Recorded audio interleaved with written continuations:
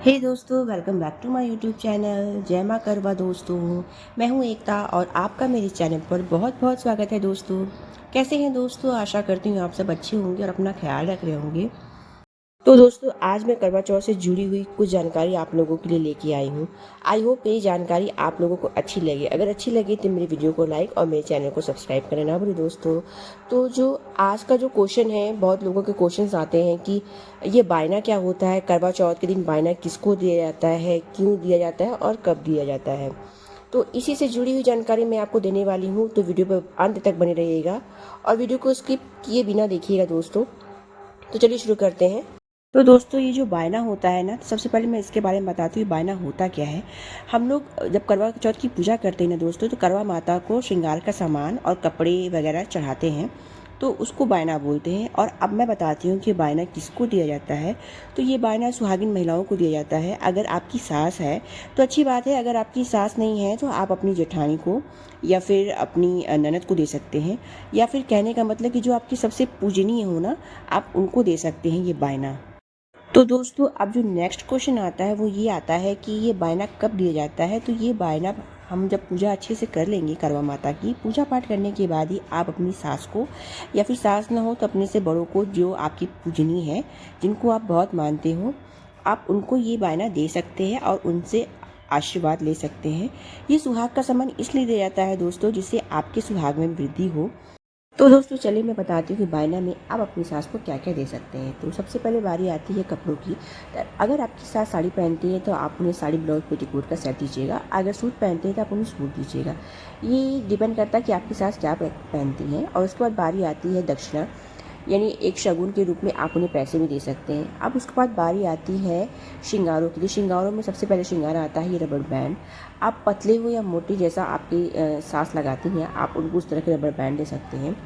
और दूसरा आता है ये मेहंदी। आप इस तरह की मेहंदी अपनी सास को दे सकती हैं। ये भी 16 श्रृंगारों में से एक श्रृंगार माना जाता है दोस्तों। उसके बाद बारी आती है नेल पेंट की। आप इस तरह के रेड कलर के नेल पेंट दे सकते हैं, या कोई भी कलर के नेल पेंट दे सकते हैं उनके कपड़ों से मैचिंग। उसके बाद बारी आती है इस तरह की क्लच की। आप इस तरह की क्लच या इससे छोटे बड़े क्लच भी दे सकते हैं दोस्तों। अब बारी आती है सिंदूर की। सिंदूर बहुत ज़रूरी होती है। आप कुछ दो चाहे मत दो, लेकिन सिंदूर जरूर से होना चाहिए दोस्तों। और उसके बाद बारी आती है इस तरह के पाउडर की। आप इस तरह के पाउडर दे सकते हैं या तेल वगैरह भी दे सकते हैं।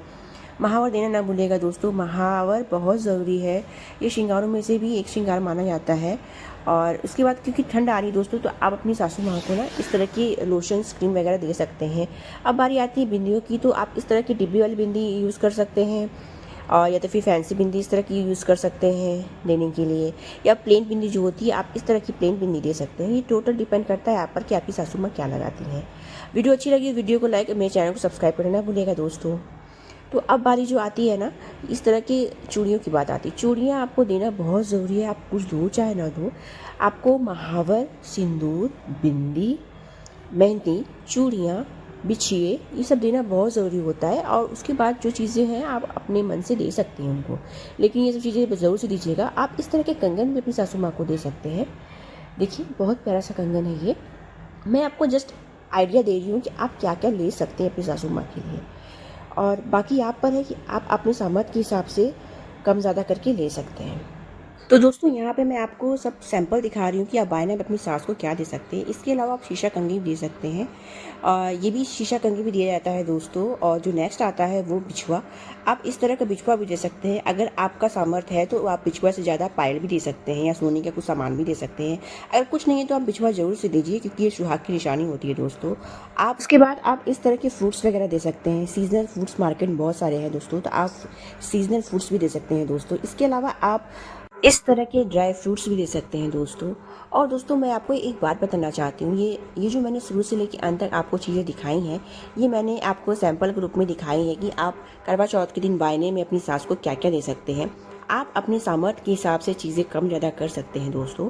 तो दोस्तों बस ये था मेरा एक छोटा सा वीडियो, प्यारा सा वीडियो आप लोगों के लिए, कि करवा चौथ के दिन बायने में अपनी सास को क्या क्या दे सकते हैं, और ये बायना क्यों दिया जाता है और कब दिया जाता है। आई होप आपको मेरी जानकारी पसंद आई हो। अगर पसंद आई हो तो मेरे वीडियो को लाइक और मेरे चैनल को सब्सक्राइब करना ना भूलें दोस्तों। और दोस्तों जो मेरे वीडियो फर्स्ट टाइम देख रहे हैं तो प्लीज़ दोस्तों मेरे चैनल को सब्सक्राइब और मेरी वीडियो को लाइक किए बिना एकदम से ना जाएं।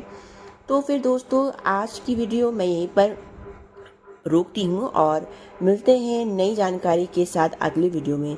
तब तक के लिए बाय दोस्तों। और हाँ दोस्तों, नवरात्रि चल रहे हैं दोस्तों, तो happy Navratri to everyone. Bye दोस्तों, take care, God bless you all.